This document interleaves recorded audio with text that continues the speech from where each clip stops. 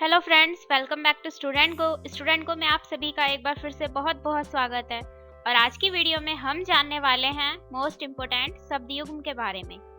जो भी most important शब्दयुग्म हैं जो हर साल बोर्ड एग्जाम में पूछे जाते हैं और जिनके बोर्ड एग्जाम्स में पूछे जाने के और भी चांसेस हैं, वो सभी शब्दयुग्म मैंने इस वीडियो में बता दिए हैं। तो आइए देखते हैं यहाँ पर जो मोस्ट इम्पोर्टेंट शब्दयुग्म दिए गए हैं। सबसे पहला दिया गया है अविराम अभिराम। हमें दोनों शब्दों का अर्थ पहचान करके उस ऑप्शन पे टिक करना है। तो फर्स्ट दिया गया है अविराम अभिराम, इसका ऑप्शन है लगातार और रुचिकर। ऑप्शन बी है बिना रोक के सुंदर। ऑप्शन सी है अनवरत और आकर्षक एंड ऑप्शन डी दिया गया है सुंदर और आकर्षक। तो जो ये पहला दिया गया है अविराम और अभिराम, इसका राइट आंसर है ऑप्शन बी, यानी कि बिना रोक के सुंदर। ये भी मोस्ट इम्पोर्टेंट है, आप इसे जरूर याद रखिएगा। अब देखते हैं सेकंड। दूसरा शब्दयुग्म दिया गया है स्वर्ण सवर्ण। हमें इन दोनों का अर्थ पहचानना है यहाँ पर, स्वर्ण और सवर्ण का। ऑप्शन ए है सोना और अच्छा रंग। ऑप्शन बी है सुनार और सोना। ऑप्शन सी है सोना और चांदी एंड ऑप्शन डी दिया गया है सोना और उच्च जाति। तो ये जो स्वर्ण और सवर्ण है, इसका अर्थ है सोना और उच्च जाति, यानी कि ऑप्शन डी राइट है इसमें।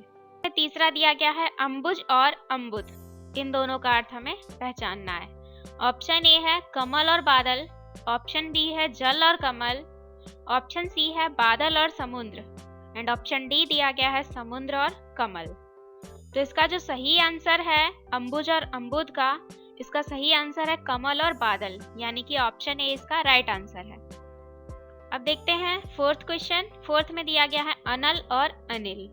दोनों में डिफरेंस पहचानना है अनल और अनिल में। इसका ऑप्शन ए दिया गया है वायु और अग्नि। ऑप्शन बी दिया गया है पानी और आग। ऑप्शन सी है अग्नि और वायु एंड ऑप्शन डी दिया गया है जल और हवा।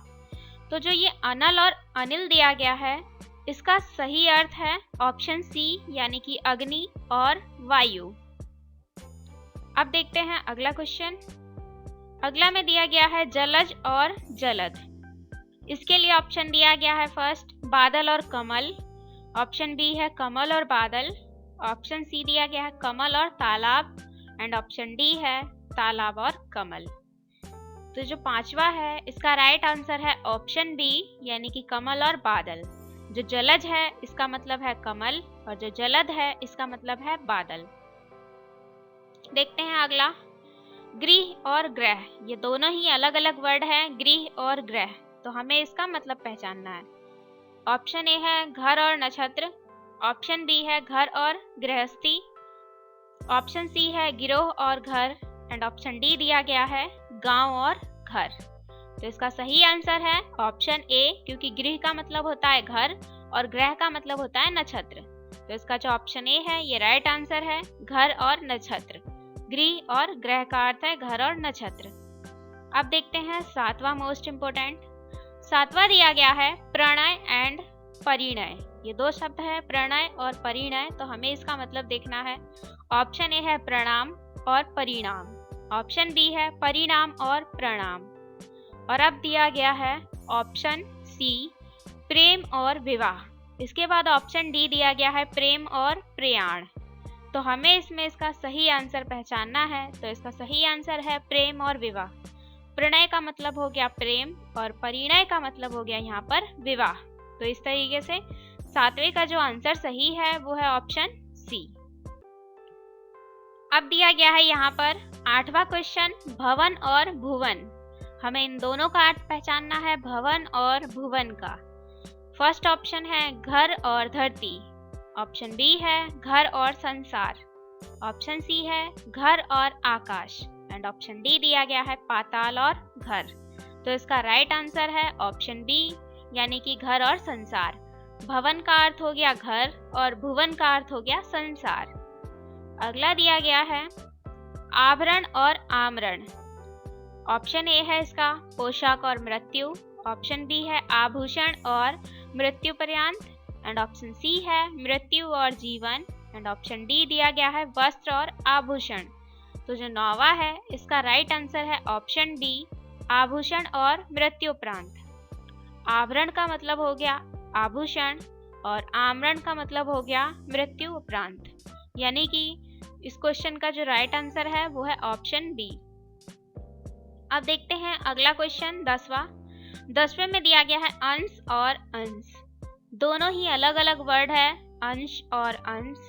तो ऑप्शन ए दिया गया है इसका भाग कंधा, एंड ऑप्शन बी दिया गया है कंधा और भाग, ऑप्शन सी दिया गया है सूर्य चंद्रमा और ऑप्शन डी दिया गया है मांच और आंच।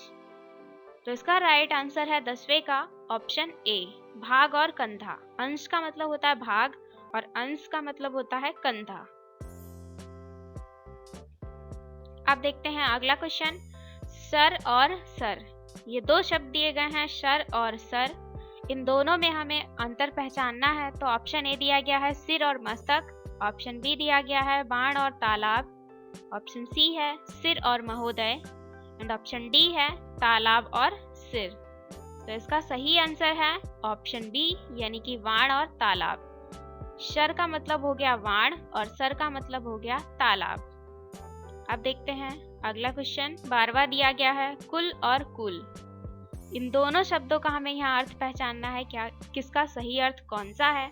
ऑप्शन ए है सब और आवाज, एंड ऑप्शन बी है वंश और किनारा, ऑप्शन सी है ध्वनि और शीतल, एंड ऑप्शन डी दिया गया है शीतल और पूर्ण।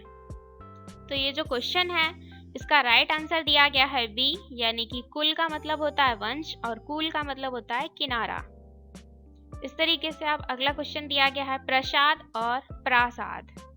यहाँ पे आ की मात्रा है और इस वाले प्रसाद में यहाँ पर छोटे आ की मात्रा है, इसमें बड़े आ की मात्रा है और इसमें छोटे आ की मात्रा है। तो हमें इनका अर्थ पहचानना है। जैसे ऑप्शन ए दिया गया है कृपा और महल, ऑप्शन बी है प्रसन्नता और वंश, ऑप्शन सी है हिंसा, ऑप्शन सी है हिस्सा और भाग, एंड ऑप्शन डी है भाग और कृपा।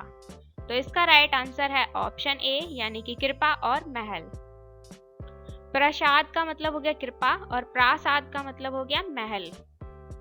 अब दिया गया है अंश और अंशु। अंश और अंशु का अंतर हमें पहचानना है। ऑप्शन ए दिया गया है इसके लिए भाग और सूर्य, ऑप्शन बी है सूर्य और भाग, फिर है ऑप्शन सी भाग और किरण, एंड ऑप्शन डी है किरण और वरुण। तो इसका राइट आंसर जो है वो है ऑप्शन ए, भाग और सूर्य। अंश का मतलब तो आपको मैंने पहले ही बता दिया कि अंश का मतलब हो गया भाग और यहाँ पर अंशु का मतलब है सूर्य। तो इस तरीके से भाग और सूर्य इसका राइट आंसर है। देखिए तो ऑप्शन ए की तरह ही ऑप्शन बी भी सिमिलर दिख रहा है, बस इसमें सूर्य पहले है और भाग बाद में है। तो इस बात का भी आपको जरूर ध्यान रखना है। जैसे इसमें अंश पहले है तो हमें पहले अंश का ही अर्थ चुनना होगा। तो यहाँ पर अंश का अर्थ जो है वो भाग है, तो भाग वाला जो ये ऑप्शन है ये राइट है। तो अगर आपको हमारी ये वीडियो पसंद आई हो तो प्लीज इसे लाइक जरूर कीजिएगा, और अगर आप अभी हमारे चैनल पे न्यू आए हैं तो चैनल को सब्सक्राइब जरूर कीजिएगा, और वीडियो को फ्रेंड्स में शेयर कीजिए और कमेंट कीजिए। Thank you.